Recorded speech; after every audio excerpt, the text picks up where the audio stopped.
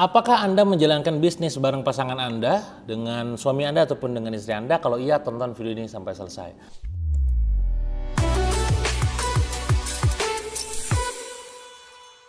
Ada banyak kisah cerita yang saya dengar dan saksikan sendiri bagaimana ketika awalnya mereka ini berpasangan suami istri, tapi gara-gara bisnisnya masalah, tiba-tiba masalah rumah tangganya juga meledak.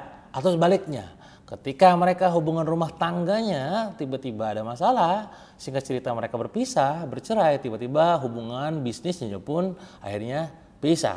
Di sini tentu menjadi sebuah konsekuensi ketika bisnis ini jalanin bareng pasangan gitu.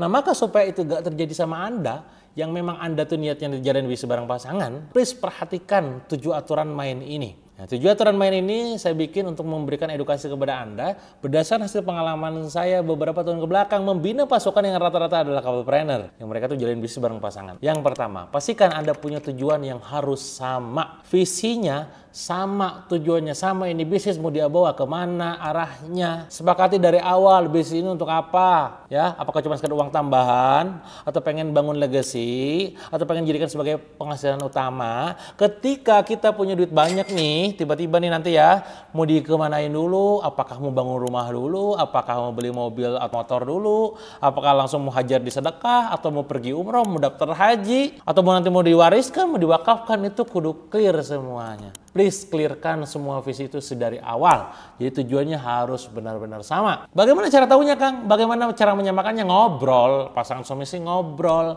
Pada saat pillow talk, pada saat jalan, pada saat makan, pada saat di mobil, ngobrol. Ini mau dibawa kemana gitu. Clear? Yang kedua, bagi tugasnya dengan jelas. Tugasnya dalam arti apa? Siapa yang ngurusin operasional? Siapa yang ngurusin keuangan?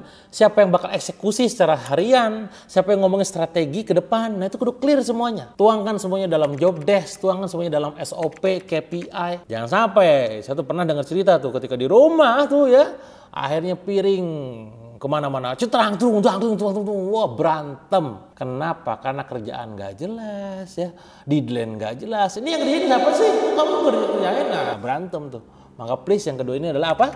Bagi tugasnya dengan jelas. Yang ketiga kawan-kawan yang juga tak kalah penting adalah pisahkan uang bisnis dan uang pribadi di rumah tangga. Karena banyak saya temukan juga mereka belum melakukan itu. Dikiranya uang bisnis adalah uang rumah tangga, ini jadi bahaya. Ya tentukan tuh kalau ada bareng pasangan ya, atau kalau Anda mau ngambil profit tiap bulan yang mau diambil berapa, transferkan dari bank A ke bank B, itu profitnya doang tuh yang jadi profit yang Anda nikmatin tiap bulan. Kang, saya mah gak mau pakai profitnya, sistemnya gaji aja. Ya wes, tetapkan gaji Anda, suami berapa, istri berapa, kudu clear. Akadnya kudu clear. Ya, jangan cuma sekedar akad nikahnya doang, akad syirkahnya pun kudu benar-benar jelas. Dan apalagi jangan ambil seenaknya uang itu dari kas bisnis. Aku sekarang mau beli skincare, aku mau treatment, ngambil duit bisnis, gak bisa begitu. Kudu clear. Uang yang dipakai hanya di rekening ini buat pribadi dan juga keluarga, yang di sini gak boleh diganggu kecuali buat operasional bisnis, paham? Dan Anda bisa gunakan software keuangan ya, yang sekarang banyak banget di luar sana untuk bisa membantu dalam melakukan laporan. Apa itu laporan yang bisa Anda bikin? Laporan neraca, laba rugi, dan juga arus kas. Gimana Kang cara bacanya ya? Belajar makanya ya. Yang keempat, aturan yang harus Anda juga pahami di sini adalah please bikin komunikasi harian yang wajib lancar. Jangan sampai pada saat ada masalah bareng pasangan, diem-dieman, gak ngontak, gak ngechat, gak nelpon, kan hilang tuh ya dari bisnisnya kan. Hal tetapkan nih, kalau di bisnis itu ada yang namanya monthly business review, weekly meeting gitu kan, ataupun harian, meeting harian ya, tiap hari, tiap pagi misalkan, itu dibikin. Evaluasinya tiap minggu misalkan gitu ya. Pokoknya komunikasinya kalau misalkan di grup itu gimana, di japri gimana. Kalau berhubungan dengan ini di grup ya, jangan di japri, khawatir gak kebaca. Ada ngomongin sama suami istri kan, lewat japrian tuh ya. Tiba-tiba lupa orderan ngirim lewat japri. Chat ngomongin apa misalkan lagi makan, lagi menonton ya kan. Hati-hati, maka kalau ngomongin bisnis misalkan di grup misalkan. Yang kelima adalah siapkan exit plan ataupun role switch dalam kondisi Anda sebagai seorang pebisnis. Dalam arti apa? Prepare jika misalkan bisnis ini gagal. Ya kita kan nggak pernah tahu ya bisnis ke depan seperti apa gitu ya. Kira-kira apa yang akan dilakukan ke depannya? Oh mungkin si suami kerja dulu, oh mungkin si istri akan bantu di bagian apa. Terus dibikin tuh plan A, B, C, D-nya. Apa itu mindsetnya? Ini bukan soal siapa yang menang, tapi gimana tetap bisa bertahan, bisa survive. Obrolin aja, ngobrol ini ya.